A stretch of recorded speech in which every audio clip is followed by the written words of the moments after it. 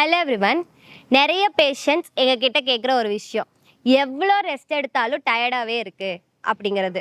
இந்த ஃபெட்டிக் எதனால் வருதுன்னு பார்த்தோம் அப்படின்னா, உங்களோட இன்ஃப்ளமேஷனாக இருக்கலாம், அல்லது மசில் லாஸாக இருக்கலாம், ஆர் நீங்கள் எடுக்கக்கூடிய ட்ரீட்மெண்ட்டாக கூட இருக்கலாம்.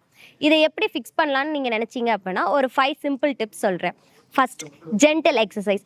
நீங்கள் மார்னிங் எந்திரிச்ச உடனே ஒரு ஸ்லோ வாக்கிங்கோ இல்லை ப்ரீதிங் ஆர் பிராணாயாமா இந்த மாதிரி டெக்னிக்ஸ் நீங்கள் பண்ணுறப்ப உங்கள் பாடியில் ஆட்டோமேட்டிக்காக ஒரு எனர்ஜி பூஸ்ட் இருக்கும்.